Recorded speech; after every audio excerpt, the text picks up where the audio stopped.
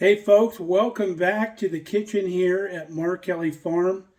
We have quite a treat for you today. We have a recipe that is just absolutely going to knock your socks off because it did mine. I got it from one of the neighbors here the other day that had me up for supper. So we're going to share that with you. Stick around.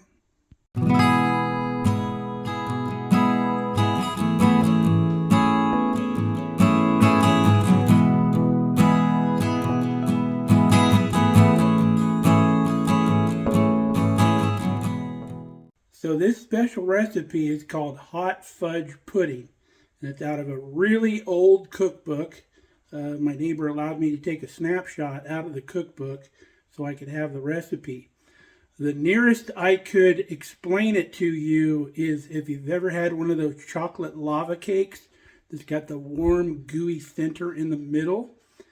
This is very close to that. The only difference is the gooey warm stuff is on the bottom after you bake it. You actually pour it on top and then it sinks to the bottom as you cook it, kind of like a flan cake, same concept there. So without further ado, let's get after it. Now we're going to give you some amounts here, but don't worry about it. I'm going to screenshot the video or the recipe for you at the end. So far, we want to start with the ooey gooey stuff that's going to end up on the bottom of the cake. So in our bowl, we've had a half a cup of sugar, 1 tablespoon of cornstarch, 3 tablespoons of cocoa unsweetened like this, and half a cup of brown sugar. And to that, we're going to add 1 cup of very hot water. So almost boiling. We're going to start off with a little bit here.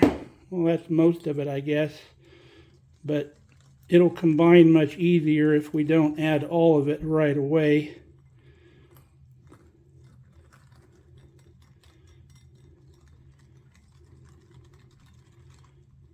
All right, we're just going to go ahead and add the rest of it in here. And then we're going to mix this till combined. Now we don't have to boil it like to activate the cornstarch because that's going to happen once we cook it in the oven. We just want to make sure everything's combined and the water's hot enough to like melt the sugar. And it is because I can feel that it's not granular on the bottom. So this is mixed up well. Looks a lot like really thick hot chocolate, really. All right, we're going to set this aside. All right, our next process to put the dry ingredients for the cakey, fudgy kind of top layer that's going to develop as we cook this.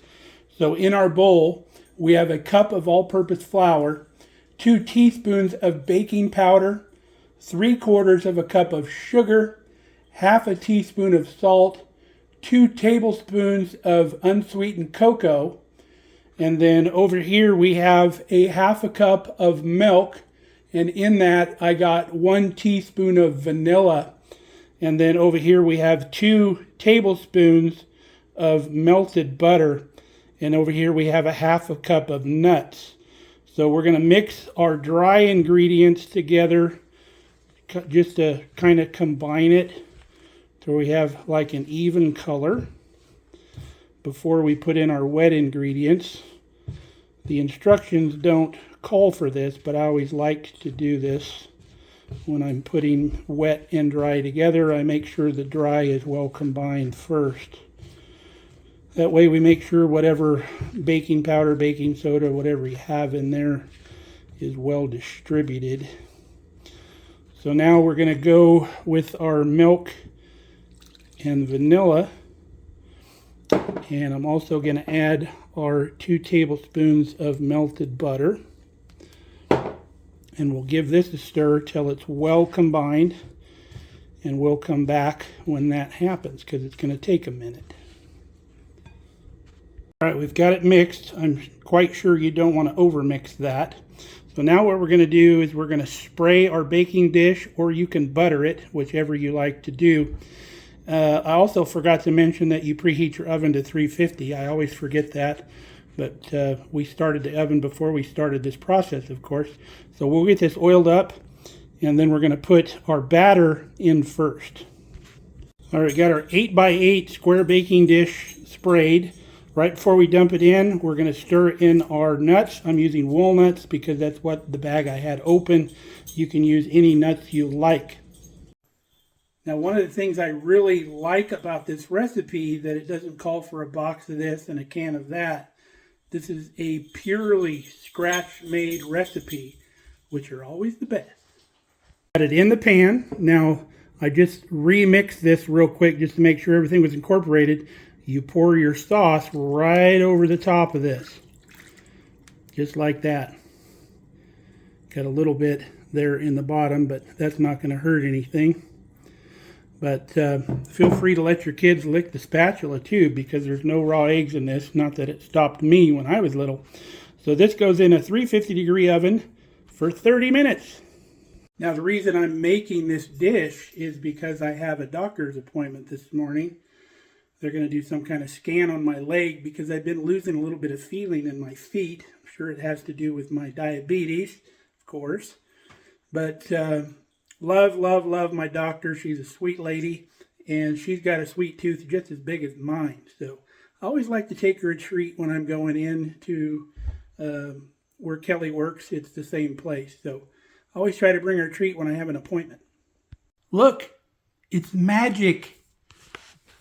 You can see the ooey gooey bottom. It's going to be like lava cake.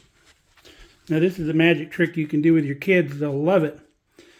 Now you need to let this sit for a little bit. I would guess probably minimum about 20 minutes before you tear into it. It's best warm, like the chocolate lava cake, very similar to that.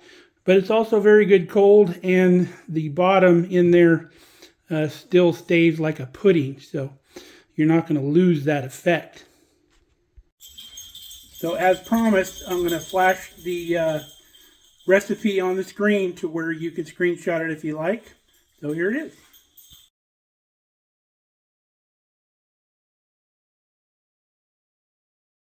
So if you think that looks absolutely amazing, you would be right. It is fantastic. Really recommend this recipe. You're going to love it. Your kids are going to love it. Make it with your kids even better. So till next time, stay safe, stay healthy. We're going to head out to my appointment here in a minute. So we'll see you next time here on Mark Kelly Farm.